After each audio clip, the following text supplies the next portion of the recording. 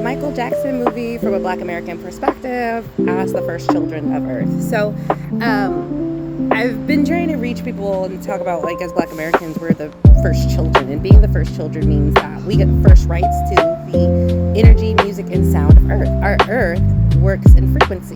So when we dance and we hear her rhythm and we come up with a new dance, we hear it first. So other people have their own rhythms that they hear, definitely in their own cultures, but we get the first. We hear it the clearest and the loudest. So when she wants to release an energy, she does it to our music and dance. When we dance and we replay that frequency, beat, music, dance back to her, that's her joy, right? That's how she interacts with her children. And since we're the first children, and all this has to do with Michael Jackson.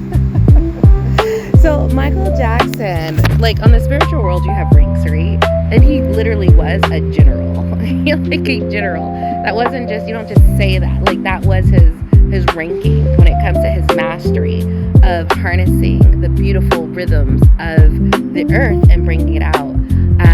And he did such a phenomenal job. It's global and worldwide. And I'm just saying this to us to get a deeper understanding of what it means to be the earth's first children and have the first rights to her sound, music, and frequency, and play that and introduce that to the world. So when you see Memphis jukin, or Louisiana jigging, or California sea walking, all of those, if you watch the flow and how it plays with the earth, is another message and energy released through us that heard it, picked it up, and produced the sound and harnessed the sound.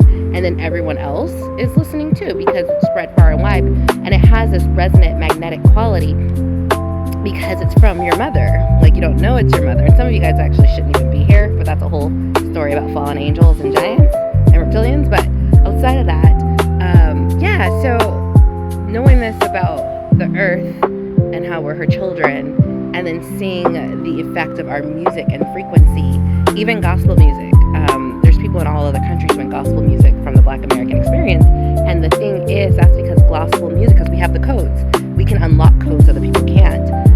Yes, the U.S. government knows this. And so we can unlock codes other people can't. So they're repeating the gospel music because they want to access the frequency of the divine that us and our coding and in sequencing and bring it out into the world, other people can appreciate and use as well. You know, there's keys that they can use if they can master and harness the sequences, frequencies, and sounds the way Black Americans can.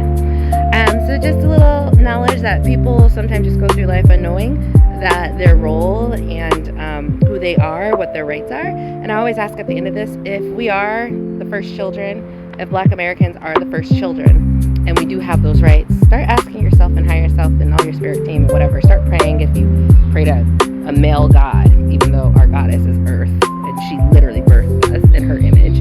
I get mad at it, but it is your way. So ask if we are their first children. Ask what rights you have. Just ask what rights you have as Earth's first children. But yeah, the Michael Jackson thing, like, you can literally feel his energy. Like, he's not gone. He's a general. When you're a general level in the spirit world, that means you can pass away in this body. You're still here. There's no trauma. You're very cognizant. You know what's going on. You were there making the decision. You have a higher level of consciousness of passing that others just don't. And he had that. So, like, it's funny. I could just feel he was just everywhere. He was all over this globe during this thing. And, you know, so enjoy that.